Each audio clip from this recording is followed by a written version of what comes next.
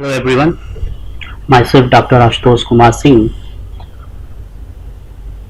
going to discuss the second lecture in the series of the course Information Theory and Communication.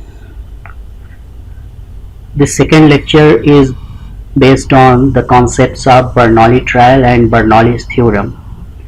And if we recall in previous lecture 1, we have discussed the basic concepts of probability theory. We have then moved to the concept of conditional probability and Bayes theorem. We have also tackled some example to illustrate this concept further. Now in this lecture we will be study the combined experiments, Cartesian products, Bernoulli trial and then Bernoulli's theorem. Now if suppose we are having two different nature of experiments and we call those experiments as, let us say for an example, first one is rolling of a fair die, second one is tossing of a coin.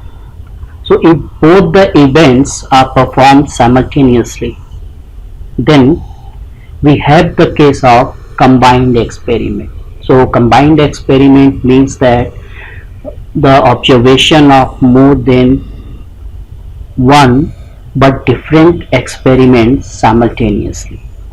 So if you are performing first event as rolling a fair die, as we know a die has 6 faces and on each faces the numeral 1 to 6 are written.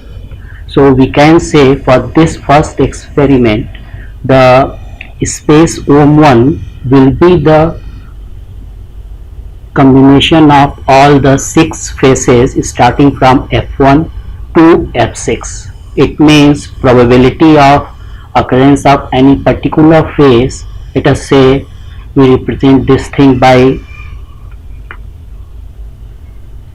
probability 1 Fi, where 1 means it is we are talking about probability of first experiment, that is rolling a fair die, and Fi means occurrence of any particular phase, that is ith phase, means Fi may be F1, maybe F2, so on, maybe F6, any of the 6 phases. So if the occurrence of all the phases are equiprobable, as there will be the case, then P1 Fi, probability of occurrence of a particular phase, will be equals to 1 by 6. Similarly, if the second experiment is tossing of a coin, it means its signal space will comes out as combination of two possibilities, two outcomes. One is head and second one is tail. Head is represented by H, tail, occurrence of event tail is represented by T. And since there are two possible outcomes that we can get in this experiment, and both outcomes will also be equiprobable, so we can say that P2H equals to P2T. P2H represents probability of event head and 2 means it is the probability corresponding to second experiment. So P2H, that is probability of occurrence of head, will equals to probability of occurrence of tail, and that will be equals to 1 by 2. So we have this scenario where we are performing the two separate experiments, but let us say we perform these two experiments simultaneously. So whenever we perform it simultaneously, we can find the probability of occurrence of 2 on die simultaneously head on coin. It means here we define an event such that 2 will come on die and head will come on coin. So this total probability of occurrence of 2 on die as well as head on coin will be summation or multiplication of these two probabilities, that is 1 by 12. But answer is right, but here the notion used is not appropriate, because for a combined events this is a very important constraint. The two events A and B should be subsets of same space. Here what we have done, the first experiment is the subset of first space, and second experiment is subset of second space, and those two spaces are different to each other. But if we perform a combined experiment, then whatever is the final event you are considering for the combined experiment, that event should lie into same space. So now we are going to define what may be the final space definition for these two events. So consider this. If both experiments are viewed as a single experiment, only then you can able to define a single space which contain both the outcome of both the experiments.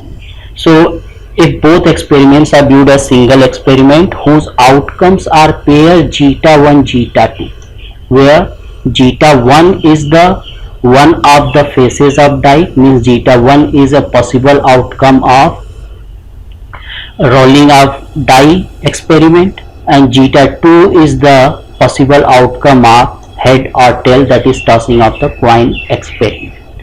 So if we define a single space for all the possibility of these two experiments simultaneously, we will get total 12 number of possibilities, and these 12 possibilities are F1H, means on the dice face 1 is appearing and on the coin head is appearing. Similarly F2H up to F6H, and thereafter F1T to F6T. So these are the 12 possibilities, or we can say these are the 12 elements of the space O. Now again let us start the same problem, that what is the probability of coming 2 on the dice and head on the coin. So if 2 is an elementary event, and it will be given as the event 2 will equals to F2H and F2T, because within this 12 possible elements the second phase is coming only at these 2 points. It means the event 2, whatever is coming on the coin, it's not matter here, but only thing matter is on the dice second phase will appear. So it will combination of 2 elements F2H and F2T. Similarly, if you are defining head as an event, then whatever is coming on the dice, it doesn't matter, but coin should show head after tossing. So this event will become having 6 elements starting from all the possibilities on the dice, that is 6 possibility, along with 1 possibility head on the coin. So the first event 2 will comprises of 2 elements, second event head is comprises of 6 elements. Now from there we can calculate the probability of that 2 is coming on the dice and head is coming on the coin. So probability of 2 will be same as probability 1 F2, and from the previous slide there are 2 favorable event out of 12 possible event. So probability of event 2 will be 2 by 12, that is 1 by 6. Similarly, probability of event head 6 favorable outcome out of 12 possible outcome. So probability of head will be 6 by 12, that is 1 by 2. And if we consider the intersection of these two events, intersection of these two events confirms that you get a outcome where 2 will appear on the face of dice and head will appear on the coin. So the intersection of those two events will contain only one element, F2H, because out of these 12 possibilities simultaneously 2 is on dice, head is on coin, there is only one possibility, F2H. If you consider any other possibility, either there is no head on the coin, no or the second face is not on the dice. So you can calculate this probability, that probability of F2H event will be 1 favorable divided by 12, that is 1 by 12, and the same thing you are getting previously, that is multiplication of these two, 1 by 6 into 1 by 2 into 1 by 12. Now this probability of F2H, if you recall, we have discussed independent condition in previous lecture. This will be probability of F2 into probability of H if the two events occurrence of S2 is independent of occurrence of H, and as there will be the case, we can retain as probability of F2H equals to probability F2 probability H, that is 1 by 6 into 1 by 2 1 by 12, and from here you are also getting one favorable case divided by 12 possible case. So either you calculate by this method or you calculate the probability by this method, you are getting the same result. It means whenever there is a scenario of combined experiment comes, it is better to first define a space which contain all the possibilities when all the experiments are performed simultaneously.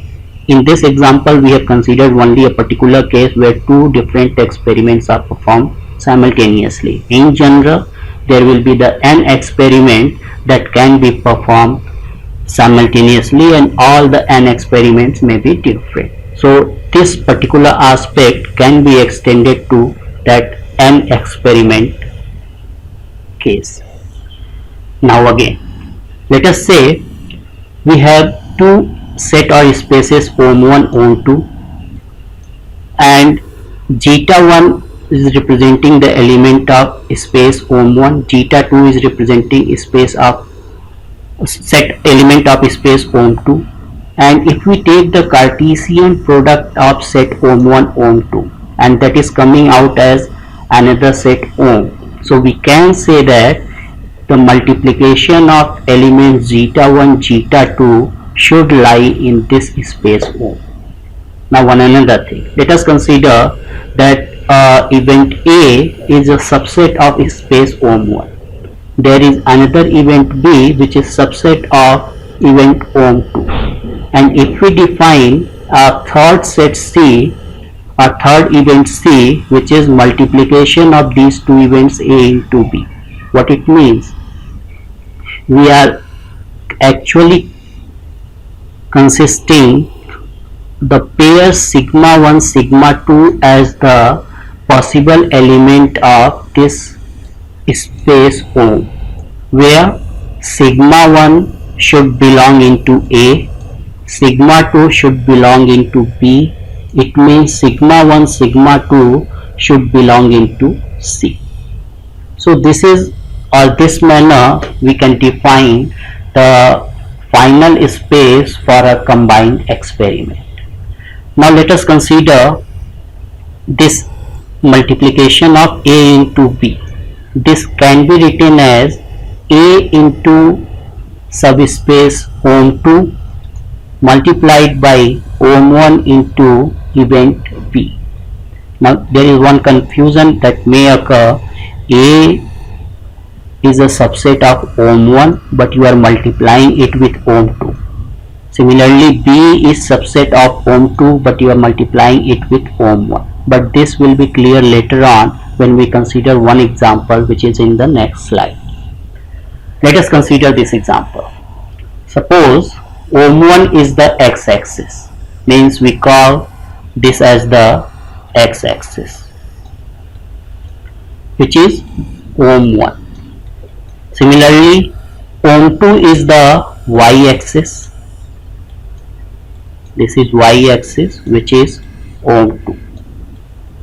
And A and B are two intervals where A is x1 to x2. Let us say this point. This is x1. This is x2. This is point. And B is another event which is representing y1 to y2. Let us say this is y2 and this is y1. Now we want to know what will represent the event A into B. If you multiply A into B, means you are actually calculating this thing where x is varying from x1 to x2, y is allowed to vary from y1 to y2. So A into B, that is the intersection of these two events, will represent a rectangle. Similarly, A into OM2 is what? The x is allowed to vary between x1 and x2, but OM2 means complete y-axis. It means we are talking about this strip. So it is a vertical strip. Third one, OM1 into B means y is now allowed to vary between y1 and y2, but OM1, that is complete x-axis, means this entire horizontal strip. So if we multiply this with this, that is this vertical strip with this horizontal strip, we will get the common area, and common area is nothing but the A into B. So in this manner we can prove this previous relation, that A into B is nothing but A into OM2 into OM1 into B. Now, if the multiplication of events A1 into OM2 with OM1 into B resulting A into B, their probability can also be calculated. Probability of A into B will equals to probability of A into OM2 into probability of OM1 into B. That is probability 1A into probability 2B. This is the case when we have considered only two events, but we can generalize this for n events. Probability of A1 into up to an, that is multiplication of n events, will be equals to their individual probabilities, probability of A1 into probability of A2 up to probability of.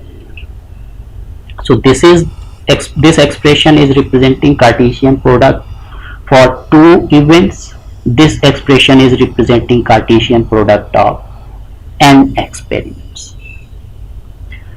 Now moving to the Bernoulli trial. Bernoulli trial is a particular case where we represent any event A, that may be tossing of the coin, with a probability P of occurring head in a single trial. Now if this is given thing, then we suppose we want to find out what is the probability that A occurs exactly k times in n trial. Definitely the value of k should be less than or equals to n. What it actually says, that if you toss a coin, then probability of coming out head is, let us say, given by P, and if you toss the coin n times, then you need to find out probability that A occurs, means probability that head appear exactly k times in this n trial. So if we want to find out this example, then this is known as Bernoulli trial. Let us say out of this n experiment, the outcome of the n experiment is an n tuple defined by this expression. Zeta 1 is the outcome of first experiment, means the first time when the coin is tossed, zeta 2 when the second time coin is tossed, and zeta n when is the nth times coin is tossed. So if all the outcomes you are combining and representing it as omega, then omega will be called as n tuple. If the outcome of first experiment zeta 1 is, let us say, an element of space ohm. So you are considering n elements, means by concept of Cartesian product, their spaces will be multiplied. So n times this space sigma will be multiplied to get a final space represented as sigma ohm 0. So this omega will be an element of space OM0, or we can say this n tuple belongs to OM0. Now let us consider A occurs exactly k times in omega, means out of this n possible experiment, event A occur exactly k times. It means the k of the zeta I belongs to A. Let us say we represent it as zeta I1, zeta I2 up to zeta Ik. What it means? The remaining n minus k element are contained in the complement of A, that is A bar. Let us discuss it one more time. We are considering that how many times head will appear, and we are just saying that out of n trial exactly k times head will appear. We do not know the sequence where head will appear, but number of times head will appear is exactly equals to k. It means out of this n element, k times the head will appear and remaining n minus k times tail will appear.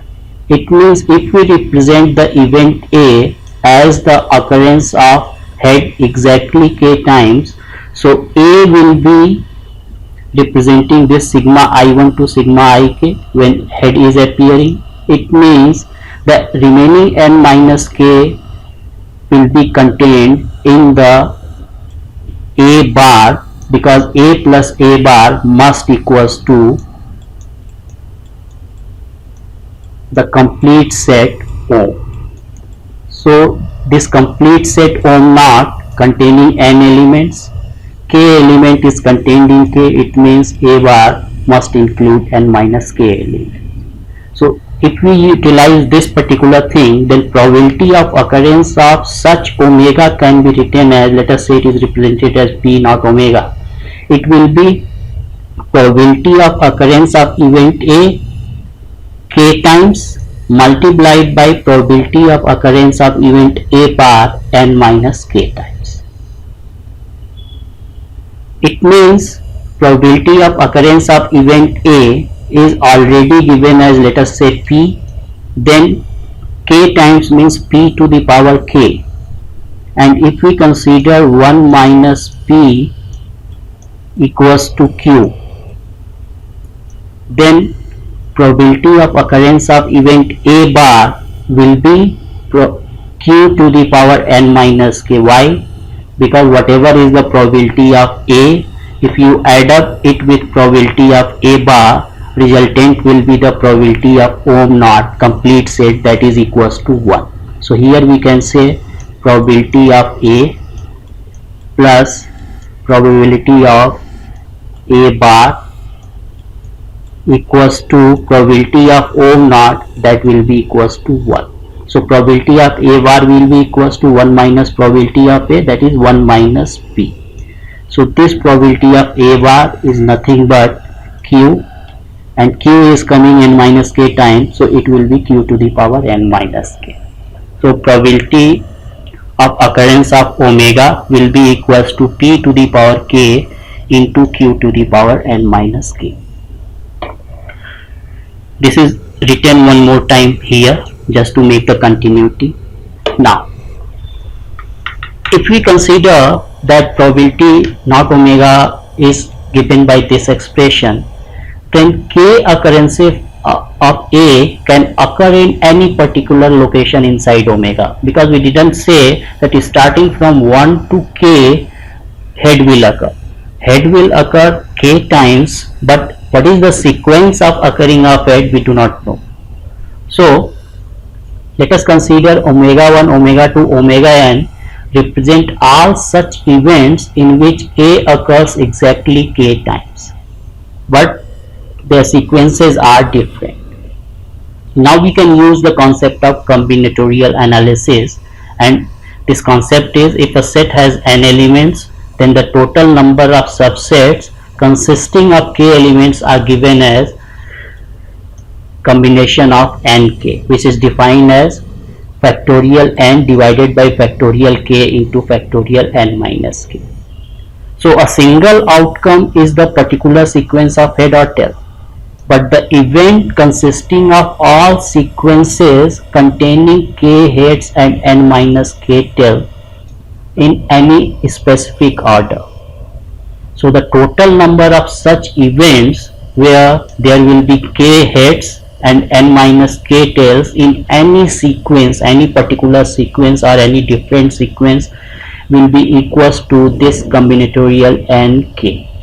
It means for one n tuple we have got the probability as p to the power k q to the power n minus k, but there are n number of possibilities in which the head will occur k time, tail will occur n minus k time, and out of those possibility the k occur, head occur k time and tail occur n minus k time will be equals to this nk quantity.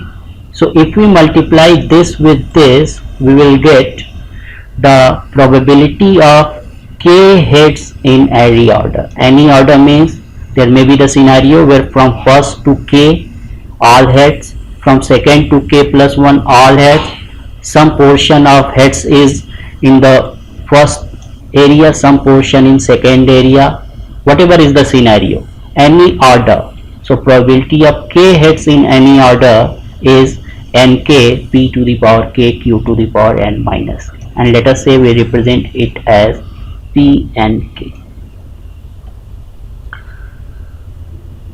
This is called as Bernoulli trial because Bernoulli trial outcome is either a success or a failure. We have considered the event A as head, so we can call that event A as success, that is the occurrence of head. It automatically means event A bar as a failure, that is occurrence of tail, or not occurring head. So these Bernoulli trials can be utilized anywhere where we have a scenario of success and failure and we want to determine out of n trial how many number of times the success is occurring. Now there is one more identity we can easily verify: summation of k equals to 0 to n. This probability p and k, which is defined by this expression, equals to p plus q to the power 1, means this is just the expansion of this p plus q to the power n, and p plus q will always be equals to 1 because p is the probability of event A, q is the probability of event A bar. So probability A plus probability A bar is equals to probability of ohm naught, that is 1. So 1 to the power n equals to automatically 1. So this identity will be used later on when we deal with Bernoulli's theorem. Let us consider one example which will elaborate the concept of Bernoulli trial further. Let us say rolling a fair die 8 times. A fair die, a die means it has 6 faces starting from 1 to 6. Fair die means occurrence of any face is equiprobable. So and we roll this fair die 8 number of times, and if we have been asked to find the probability that either 3 or 4 show up 5 times. It means here the event A, which is success, is the event either 3 or 4 is showing up on the dice. It means this is face F3 union face F4, because if 3 is appearing then it is also contributed to success. If face 4 or 4 is appearing, it is also contributed to event success. So F3 union F4. So this probability of A will be equals to, because of independent nature of these two F3 and F4, probability F3 plus probability F4, which is equals to 1 by 6 plus 1 by 6 equals to 1 by 3. Now we want to desire that we want to find out probability of occurrence of 3 or 4 5 times out of 8 total number of rolling the dice. It means the value of n we are considering as 8. Out of 8, the number of time event A is occurring is k equals to 5, and probability P is equals to 1 by 3. So if we substitute these values in this expression of Bernoulli trial, that is 8 to 5, P 1 by 3 to the power 5, Q 2 by 3 to the power 8 minus 5, that is 3. So this quantity can easily be evaluated, and that will represent the probability that either 3 or 4 shows up 5 times out of 8 total number of rolling. Now the concept of Bernoulli trial we can also extend to axiomatic definition. Axiomatic definition means what is the maximum value of k max that is possible. So for this, let us consider this ratio Pnk minus 1 by Pnk, where Pnk is defined by this expression. So if we substitute k minus 1 in place of k and divide it with Pnk, we will get this expression, and if we solve it, we will get this quantity. Now if we consider that Pnk is greater than or equals to Pnk minus 1, that is, substitute this expression, you will get kq, which is equals to k into 1 minus p, because q is nothing but 1 minus p. So kq numerator will be less than equals to denominator n minus k minus 1 into p. If you solve it, you will get k will be less than n plus 1 into p. Now we have considered here Pnk is greater than Pnk minus 1. What it means? Pnk as a function of k will have the nature of increasing till k equals to n plus 1 into p, because Pnk is greater than equals to Pnk minus 1 only for the condition k less than equals to n plus 1 p. So when k becomes greater than this n plus 1 p, Pnk will become less than Pnk minus 1. Or we can say that we can have the value of k max starting from n plus 1 to p minus 1 and up to n plus 1 p. So within this interval, the value of k max may lie anywhere, n plus 1 p to n plus 1 p minus 1. If you divide it by using p minus 1, that is minus q, this equation you will get p minus q by 1, k max by n less than equals to p plus p by n. That is, if you consider number of x times the experiment is performed, that is limit n tends to infinity. So whenever limit n tends to infinity, this k max by n will become equals to p. What it means? If we increase the number of time experiment performed to infinity, the ratio of most possible number of success A to the total number of trials in Bernoulli experiment leads to p. K max will represent maximum possible value of occurrence of success divided by total number of trials in Bernoulli experiment n. So if this total number of Bernoulli experiment performed is tending towards infinity, that it is become very large, this ratio k max by n will become equals to probability p, and probability p is the probability of occurrence of A in a single trial. So this is called as Bernoulli trial axiomatic definition, and the concept of Bernoulli trial as well as this axiomatic definition will be used in the derivation of Bernoulli theorem. Bernoulli theorem is, let A denote an event whose probability of occurrence in a single trial is P, this one. If K denotes the number of occurrence of A in an independent trial, then probability of magnitude of K by n minus P greater than epsilon is, this probability will always be less than PQ by n epsilon square, where epsilon is a very small number. This is Bernoulli theorem, and we want to prove this Bernoulli theorem. So to prove this, we use P and K in the derivation of two identities. Let us say we calculate summation K equals to 0 to n K P and K. Now you have already remember that we have called that summation K equals to 0 to n P and K is 1. So we are going to utilize this in order to determine summation K, P and K. Now this, if we substitute P and K as factorial n, n minus K factorial, K factorial, P to the power K, Q to the power n minus K, since K is there already in numerator, so it will be divided with this, and here it will result into factorial K minus 1. But once we get factorial K minus 1, now the limit of summation will change from K equals to 0 to K equals to 1, because if you substitute here K equals to 0, it will be minus 1 factorial, which is not defined.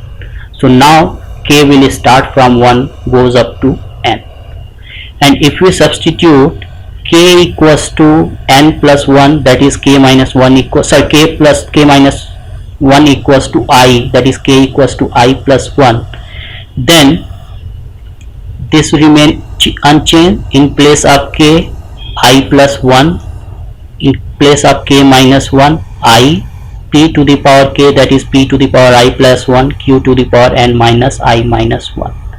Now the limits will change. We are substituting K equals to I plus 1. So when K equals to 1, I will become equals to 0. When K equals to n, I will become equals to n minus 1. Now here, if we take n outside from this n factorial and p outside from this p to the power I plus 1, then we will get summation of I equals to 0 to n minus 1 factorial n minus 1 divided by this denominator factorial p to the power I, q to the power n minus 1 minus I. This quantity, this summation quantity is nothing but p plus q to the power n minus 1. And as we already know, p plus q will equals to 1, 1 to the power n minus 1 will become equals to 1. So this summation k, p and k will equals to n, p. The second identity we are going to use, which will be derived here, summation k squared p and k. For summation k squared p and k, we have considered here k multiplied by this, the 1k is already cancelled out by the 1k of this factorial k. Now this expression or this summation can be written as summation of two possibilities, and that can be given or drawn from this relation.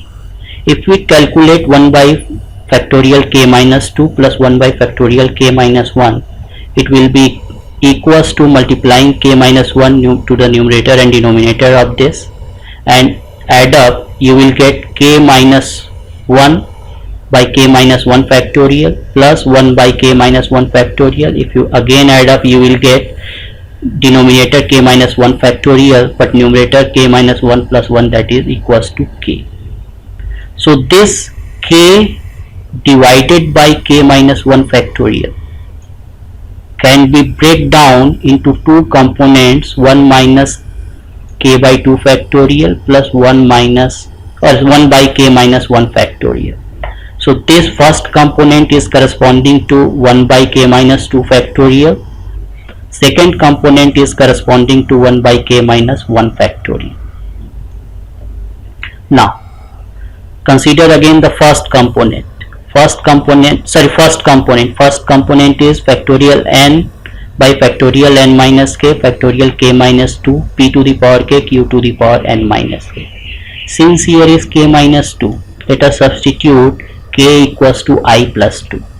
If we substitute k equals to I plus 2, it will become factorial n by factorial n minus I minus 2 into factorial I, p to the power I plus 2, q to the power n minus I minus 2. Now, here again, there is factorial n, and if we want to replace it with p plus q to the power n minus 2, so we must take outside n into n minus 1 from here. Here p to the power I should be there. So taking p square outside, now we'll have in the numerator n minus 2 factorial, and here p to the power I. Rest of the quantity will remain same. Then this expression will become equals to p plus q to the power n minus 2, and again p plus q we already know equals to 1. So this overall summation will become equals to n into n minus 1 into p square. So this is equals to n into n minus 1 p square. This k equals to 1 to n we have already proved in the previous this expression. So we will get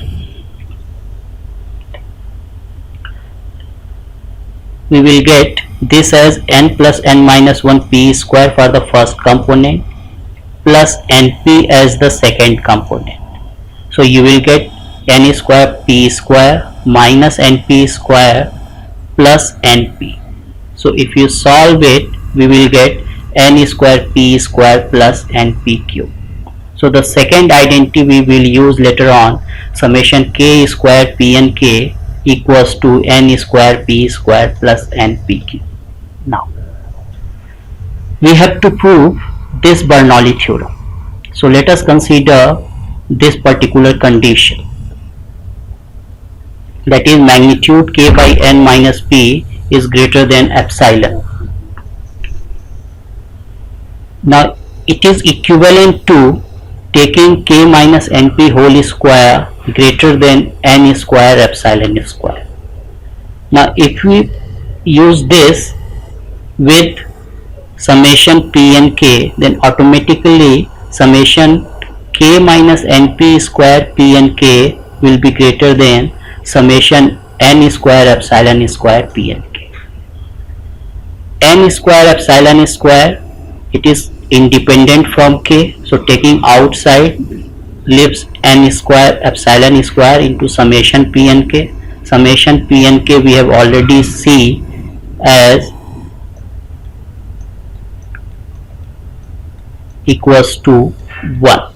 So the left hand side of this identity will be equals to n square epsilon square. Now the left hand side will be equals to k equals to 0, k minus np square p and k. If we expand this quadratic function, we will get k square p and k minus 2 np summation k p and k plus n square p square. Substitute the expression of summation k square p and k as n square p square plus np cube minus 2 np into summation k p and k, which is equals to np plus n square p square. It will comes out as npq. It means the left hand side of this will equals to npq. We can also express summation k equals to 0 to n k minus np square p and k as summation of two possibility. First, when magnitude k minus np is less than neta epsilon. Second, when magnitude k minus np is greater than neta epsilon. This summation will definitely be greater than the second component, that is summation when magnitude k minus np greater than neta epsilon. This quantity is greater than by replacing k minus np square with neta square epsilon square with this condition, that is, this quantity will now be greater than summation n square epsilon square p and k. N square epsilon square will be constant, so taking outside of this summation, it means this will be equals to n square epsilon square probability such that magnitude k minus np is greater than n epsilon. So this quantity will be greater than or equals to n square epsilon square probability magnitude k minus np greater than n epsilon. So if we compare these two results, the left hand side is same, it means right hand side should also be same. So if we compare, you will get the probability k by n minus p greater than epsilon, probability k minus np greater than n epsilon divided by n both side, you will get probability magnitude k by n minus p greater than epsilon will be equals to n will be less than or equals less than npq divided by n square epsilon square. So we will get pq divided by n epsilon square. What it means? It means that if we consider epsilon greater than 0, then pq by n epsilon square can be made very small, letting n become very large. So if epsilon is a non-negative number, then pq by n square can be made very small if n is allowed to increase to a very large value. What it means? We can treat it as equals to 0. So we can say that for a very large n, we can make the fractional occurrence, that is k by n, of the event A as close to the actual probability P of the event in a single trial. What it means, we have just got that if n is very large, this is very small, means we can say that it is equals to 0. What is that mean? Probability of magnitude greater than epsilon is 0. What it means? We can say probability of k minus magnitude k minus n, k by n minus p is greater than epsilon. It means where epsilon is again a small number but definitely greater than 0. It means probability of fractional occurrence, that is probability of k by n of a event A is actually very near to the probability of occurrence of event A in a single trial, that is P. So thus this binomial theorem can be stated as the probability of event A can be computed from the relative frequency definition quite accurately. Means this is the probability of event A in a single trial. So probability of event A can be calculated by knowing the value of k by n, that is nothing but the relative frequency, provided the number of experiments are large enough, provided that the value of n is very large. Now we have already proved in axiomatic definition that the maximum value of k will be goes up to k max.